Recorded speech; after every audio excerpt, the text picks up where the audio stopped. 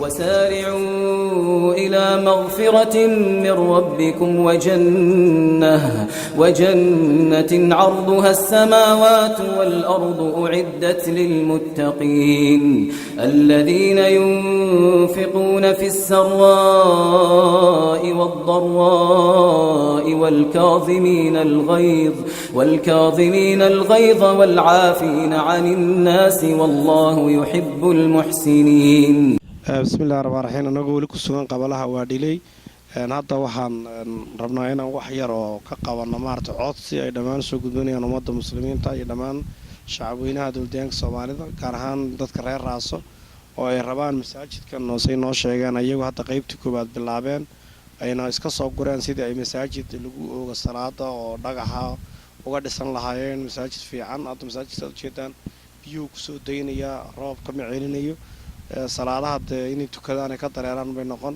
marka hadda waxaan la joogaa imaamka masaajidka oo bal guud ahaan masaajidka xaaladiisa iyo wixii dhibaato ay qabaan noo soo gudbin doona ku soo magaca Abdullah Assalaamu alaykum warahmatullahi wabarakatuh waxaan ahay imaamka masaajidka waa dhilay waxaan codsanaynaa masaajidka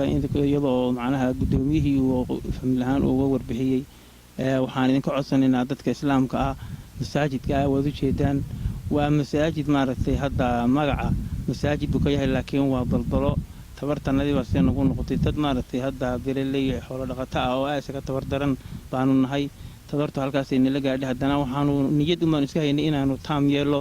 haddana iminka waxa weeye arrintu halkaas inaga taagan tahay codsi baan idin hayn maadaama inoo yimaadeen qolada qurba joogta inaan codsiga u soo gudbino codsigaas oo ah masaajidka hadda khaas ahaan haddaan imaamka yahay waxaan idinka codsanaynaa dadka islaamka ah khaas ahaan reer fiqo Cumar ah inaad masaajidka naga kaalmaysaan oo wixii maaragtay taakula masaajid quman inaad naga taakulaysaan wixii maaragtay idinku aad noo kari kartaan aad baan idinku codsanaynaa codsi weyn waana ku mahadinaynaa dadka hadda waasidka ah ee idinkii anaga noo dhaxeeyay noo yimid qurba joogta ah oo codka ay noo keeneen annaguna waxaanu xaggeeda ilaahayna waa masaajid ilaahay weeye aqalka ilaahay ninkii u kaalmeeyay ee dhisa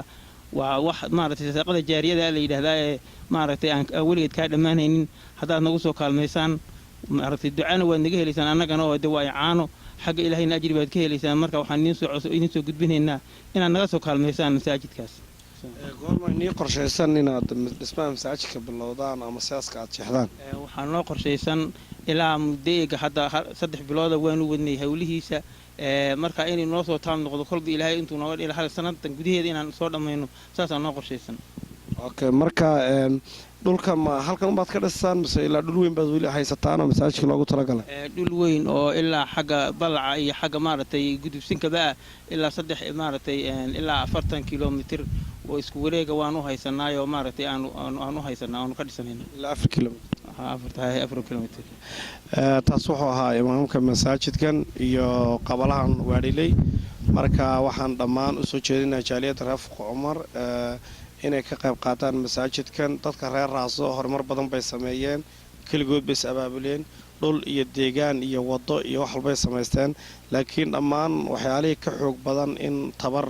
laga caawiyo ayay codsanayaan sida masaajidkan oo kale hadda ay rabaan mar inay asaasaan dhulkii iyo dhaqaalihii ku bilaabi lahaayeen ayaga jeebkooda ay ka soo urursadeen marka insha Allah taala saas iyo daawasho wacan waan rajaynaynaa inaad jawaab fiican ka soo bixin doontaan assalaamu calaykum إنما يعمر مساجد الله من آمن بالله واليوم الآخر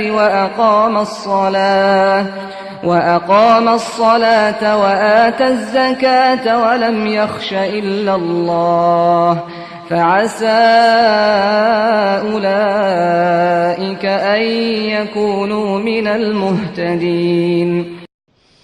مثل الذين ينفقون أموالهم في سبيل الله كمثل حبة أنبتت 7 سنابل في كل سنبلة 100 حبة والله يضاعف لمن يشاء والله واسع عليم. الذين ينفقون أموالهم في سبيل الله ثم لا يتبعون ما أنفقوا منا ولا أذى لهم أجرهم لهم عند ربهم ولا خوف عليهم ولا هم يحزنون قول معروف ومغفرة خير من صدقة يتبعها أذى والله غني حليم